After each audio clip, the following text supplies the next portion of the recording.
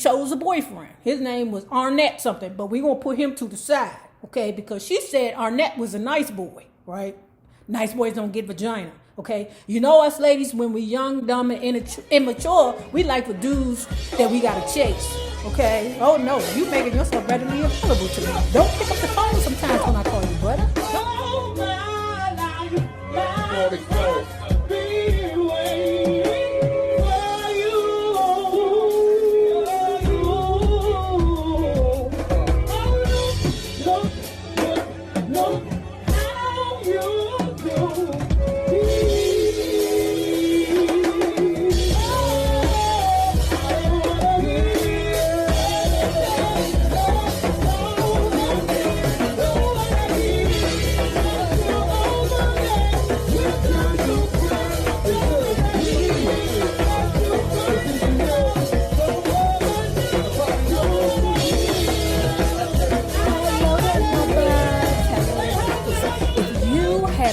Already done so, please remember to like.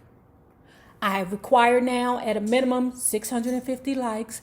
Book club, you have no idea how it helps our channel when it's in the algorithm. It pushes us further, and that's what we need, because we want our book club to be the #1 book club on YouTube, okay? And I know that we all are going to feel so good because we're going to remember these humble beginnings, okay?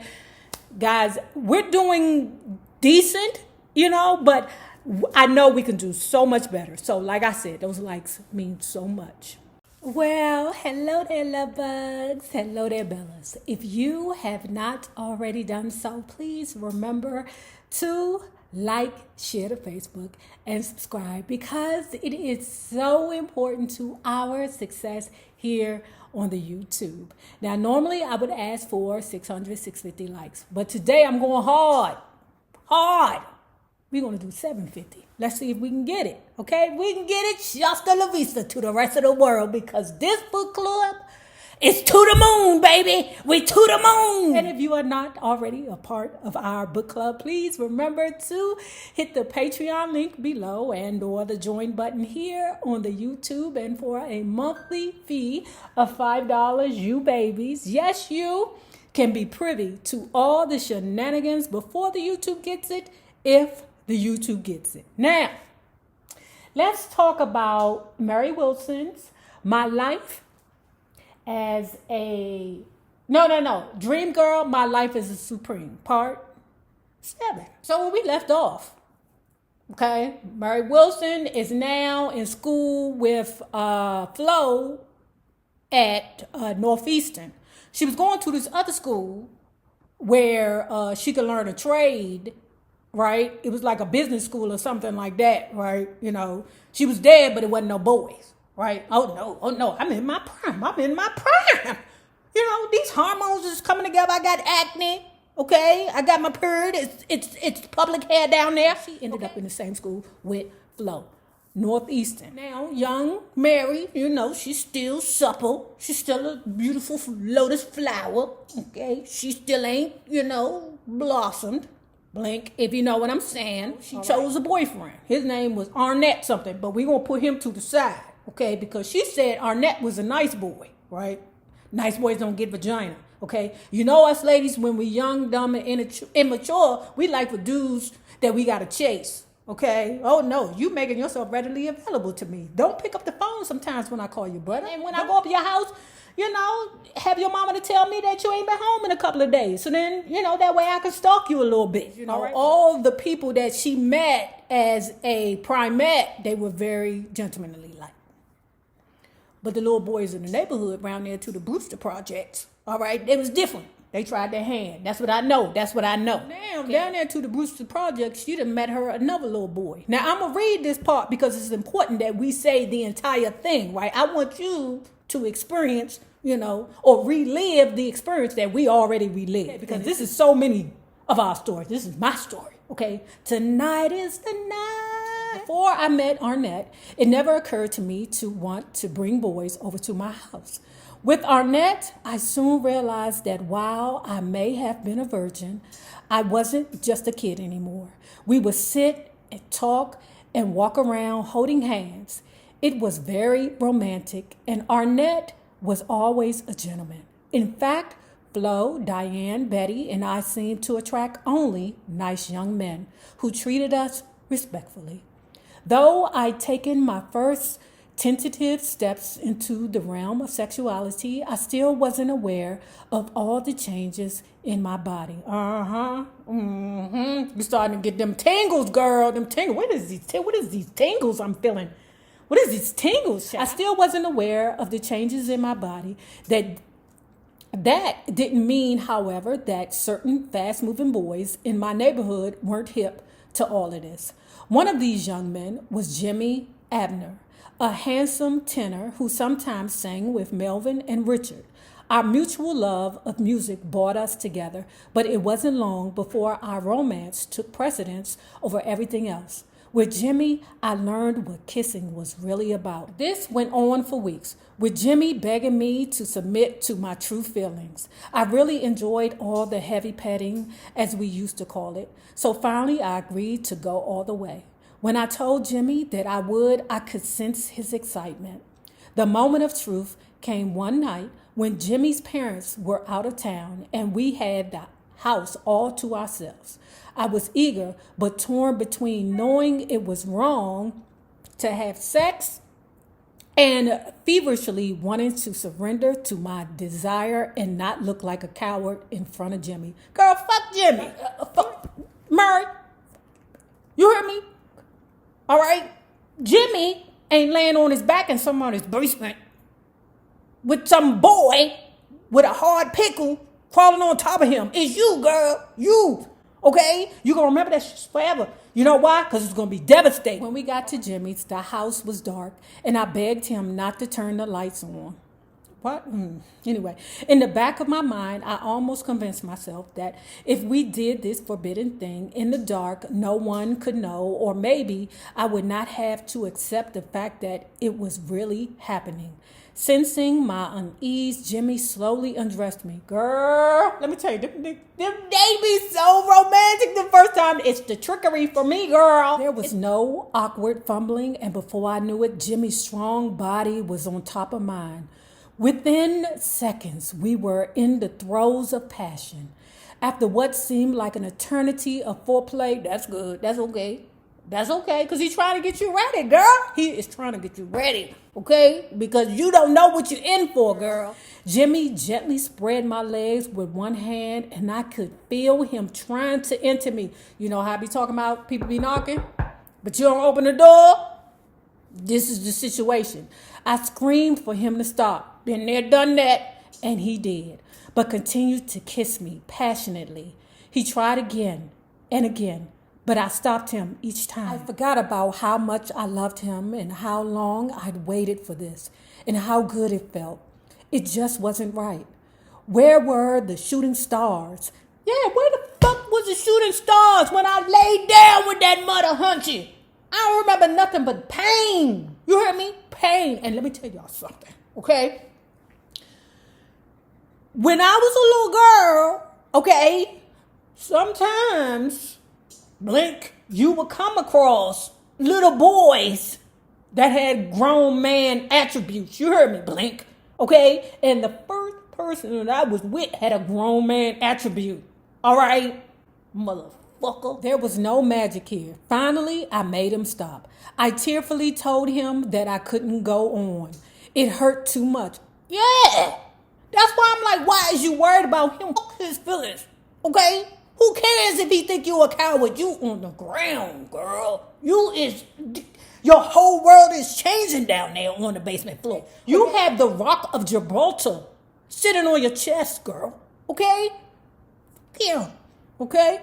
We broke up soon after. See? With that embarrassing experience behind me, that wasn't embarrassing.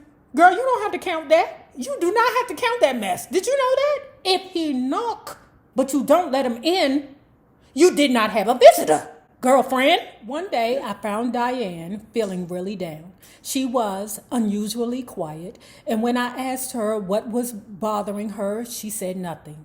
After I plied her with questions, she eventually admitted to me that some kids at her high school were making it hard for her to join one of the sororities, the Hexagons.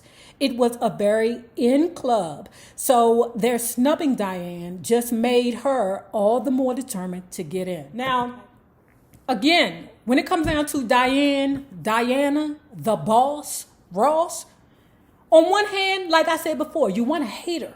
But on the other hand, it's like you admire her tenacity and her drive and her aggressiveness to become the boss so much that you can't hate her. You can admire her. Yeah, you know, they said a lot of stuff about the Diane and the Berry Gordy, that she was sucked for songs, okay? I don't give a fuck. You could say what you want to say about the Diane. I don't care. But as it stands right now, Diane is always going to be the boss. The kids at Cass looked down on Diane because she was from the projects. Diane never took a snub lightly, and she set out to change things. So let me tell you right quick about the sorority, the Hexagons, okay? They were made of upper class or middle upper class or middle class girls, okay? Not you, Diane, not you. You broke and you poor and you ain't got no class, so you can't be with us, right? So that extra out automatically. But the other way to get into it is if you were a part of another club. So what Diane did was like, okay, you bitches don't want me here, but I'm a swimmer and I'm gonna be a good swimmer, okay? And that's what she did. So she was able to get into the Hexagons through the swim club, okay? And she excelled in swim. Around this time, Flo started dating Jesse Greer, who, like most of the boys in our circle, was a gentleman. He was handsome, intelligent, and soft-spoken, who also sang. Along with some former basketball buddies, he formed the Peppermints. Jesse respected Flo, who was then only 15. After meeting her family, he became even more resolved in his conviction not to sleep with her.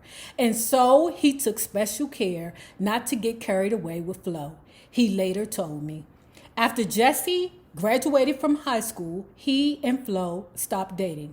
Flo told me the reason she and Jesse had drifted apart was that he was too nice. You cannot pick up every phone call. You cannot text back every time. You cannot do everything that the ladies say. You can't do that to us, okay? Because all you doing is making it easy for the next ninja to get what you work for, okay? I'm telling you. I ain't saying treat us bad, but just don't be so available all the time. That's something that I had to learn. While Diane and I were encouraged by our families to work towards our goals, even if this entailed some risk, Flo was constantly reminded to be cautious and not to venture too far. Though Jessie liked Flo, she would just close up around him. She didn't know what to do. Once they stopped dating, they became the best of friends, more like brother and sister, sitting on their porch. The two of them would talk about everything. Know this, okay? Now, Flo is not giving the dude no vagina, but she's still like this with him. That's my brother. You my sister. Okay, we good. The dude is a part of the Peppermints. The Peppermints is moving, all right? The Peppermints is the only group that's playing outside of sock hops and, the union cabarets or whatever they called them back then. The only group that was playing outside of the sock hops and the cabarets were the Peppermints and the Four Tops. Okay, that's what she said. It was the Peppermints and the Four Tops that were playing in the Flame. And what was the name of the other club? 20 Grand Club. Okay, well, I said the Four Tops. Damn, I didn't know the Four Tops was out before the Temptations. I didn't know that. But anyway, you live and you learn. You read and you learn.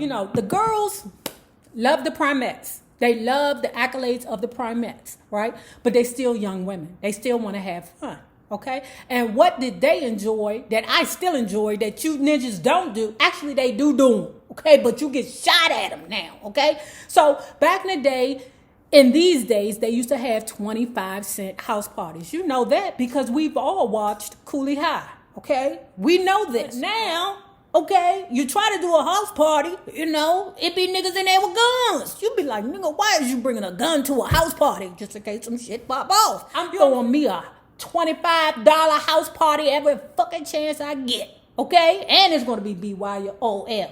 BYOL, BYOC, bring your own chicken.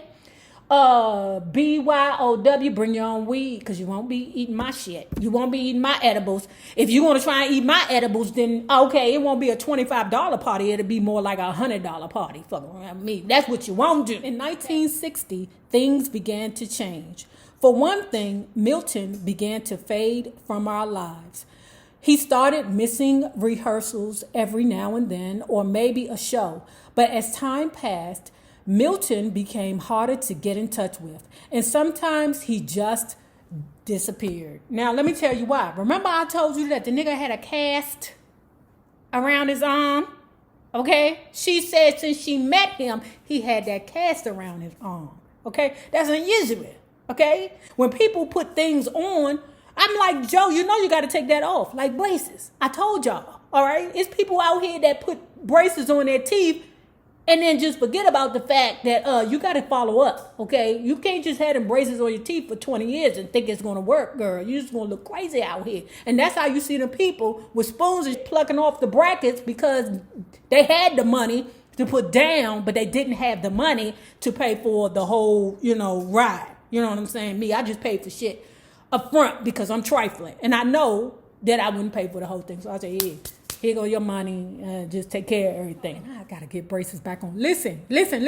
If I have an orthodontist in Atlanta that follows me, can y'all please email me at NayRobonYouTube at yahoo.com, please, because I done lost my retainer for my bottom row, child, and I'm starting to look like Denzel in the bottom row. I can't have that. I need help, y'all. I need help. Okay, that was my public service announcement. I'm sorry. This video is sponsored by Nay's Bottom Row. Things with the Primes had not been going smoothly, and they drifted away from Milton and broke up. But while their career had gone on ice, after less than a year of hard work, ours was just heating up. We had something great with Marvin, so we took it upon ourselves to run our own rehearsals at Betty's house. Child. Still, show business is a rough business, and Milton had protected us. Remember when we read the Rick James book, and Rick James said that they was pimping in Motown because that's how they was getting the money to take care of them girls? Remember when we read the Aretha Franklin book, we found that Teddy Pimpy Whitey was actually a pimp and he was pimping girls out there. That's how he was able to get the money for Aretha Franklin. So what happened was, with Milton was this, right? He had that thing around his arm. Okay? He had a cast on his arm. That nigga ain't followed through. All right? Gangrene set in that arm. Okay? That nigga got sick. You hear me? And he had to return back to his mammy house to be taken care of. Oh, no, I'm sick and I'm dying. I ain't got time for you girls or you boys. I don't give a fuck. Forward. This is what Murray Wilson is saying about Diane. Remember the hexagons I told you about in part 6. Okay? Diane is a part of the hexagons, all right? And what Murray Wilson said was that Diane would do anything for the hexagons. If they told her to scrub a toilet with her toothbrush, she would have did it. Diane would do whatever it takes to get what she wants. Okay? So when y'all be talking about the boss, be sucking for songs, I'd be like, whoa. Wait, don't be disrespectful, Joe. Don't do that. Okay? But then when I'm reading stuff like this, I'm like, oh, maybe. Now, Jesse's the dude who's like Flo's brother now, who is singing with the Peppermints, who along with the Four Tops are the only two groups that's singing in these main clubs on Hastings Streets. Jesse's knowledge of and interest in music made him seem like a real professional to us. He tried to inspire us, and he encouraged me to take more leads. He also told Diane not to sing through her nose so much. Yeah, y'all be giving my baby the business about that. Flo had the best lead voice, then Diane, then me. Betty wasn't singing that many leads at the time. She really had no aspirations to be a singer and was more or less in the group for fun. But Jesse tried to convince me that I would have a stronger lead voice if I would just project more. He thought that I lacked confidence. Maybe I did. Ultimately, though, we split the leads evenly with me taking all the ballots. So at this point now, there's no, doubt that Flo should be the primary singer to the group, right? Because she has the strongest, most powerful voice, okay? But don't forget, Flo is in the group with Dirty Diana. Dirty Diana don't take it or take it well when somebody else is getting shine. No ma'am, no ma'am. How am I supposed to conquer the world when y'all looking at this bitch? So then this rivalry started brewing between the two. So we know that Diana's voice cannot compare to Flo's voice. We know this, right? Don't matter to Diana. Diana wants what she wants. Okay, that damn Dirty Diana don't play, y'all. Dirty Diana, she don't play. Now, if you have not already done so, please remember to like, share to Facebook, and subscribe because it is so important to our success here on the YouTube. Now, remember this: the same people that you meet on the way up will always be the same people that you meet on the way down. My naysayers, my patron loves you, babies. Have a good one.